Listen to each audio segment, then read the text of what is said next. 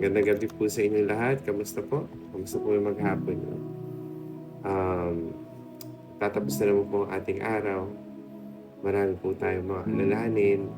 Panibagong bukas na naman po. Hindi po natin alam kung anong mga mangyayari.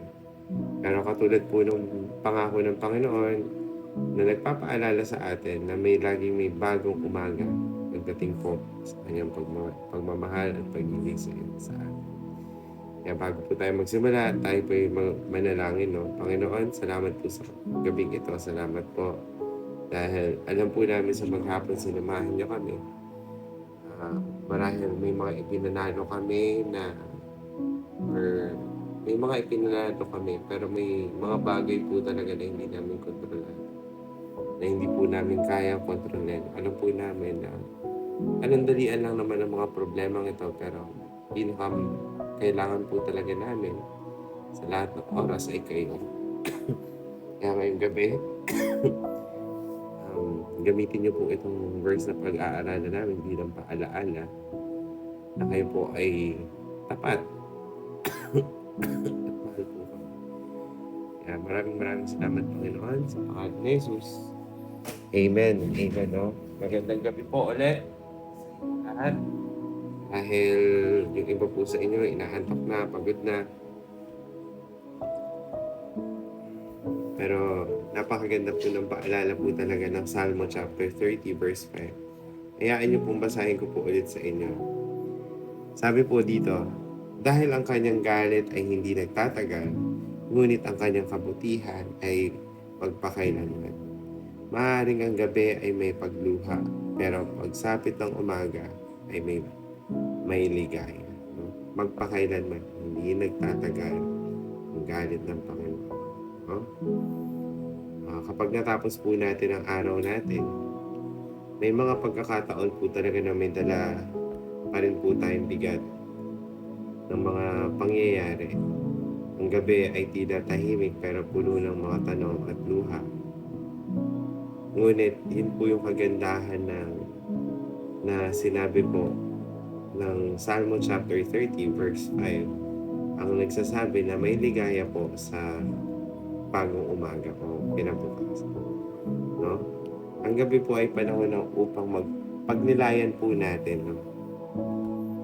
Panahon po na mapagnilayan natin ang mga kabutihan ng Diyos kahit sa gitna ng ating mga pagsubok. Maaaring hindi agad natin makita mga sagot sa mga panalangin, pero pinapaalala na talatang ito na ang galit o ang pagsubok ay hindi panghabang buhay.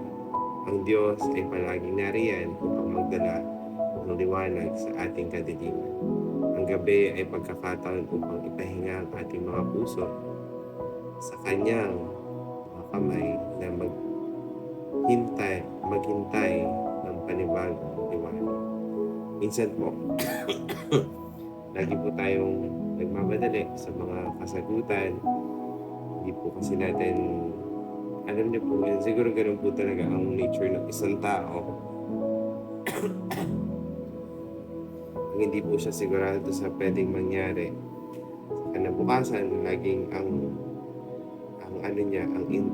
kumbaga ang unang response niya na paano na, nagpapanik na tayo. Pero kung babasahin niyo po talaga ang Biblia, marami po tayong mahuhukay na salita na nagpapatunay na dapat hindi natin inaalala kung ano yung pwedeng mangyari kinabukasan o yung problema dalhin natin sa kinabukasan, dahil ang sabi nga po ng Panginoon sa Biblia na hayaan natin ang problema na problemahin ang kanyang kinabukasan.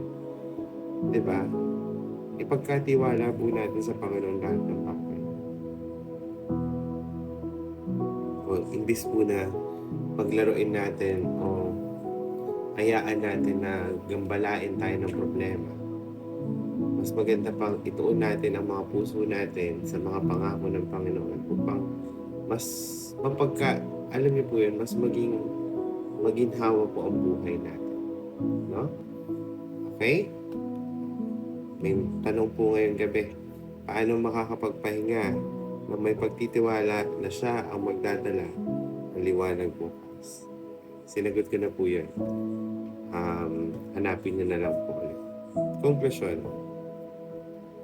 ang gabi ay hindi katapusan o hindi natatapos o hindi ang katapusan. Sa Diyos, ang bawat gabi ay isang hakbang patungo sa bagong umaga ng pag-asa at ligaya. Pahingihin mo o pahingihin natin ang ating mga puso at isipan sa Kanyang presensya. Kaya natin, Panginoon, pakasimple po ng konklusyon. Hayaan po natin ang Panginoon kumilos sa ating buhay at magpahinga tayo sa Kanyang presensya. Simple lang po.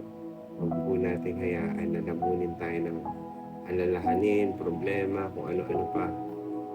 Hayaan po natin ang Diyos ang kumilos. Okay? Sige po, tayo po manalangin. Panginoon, sa gabing ito, inaalay po namin sa inyo ang lahat ng aming alalahanin. Mga luha, hinanakit, mga bigat na aming nararanasan.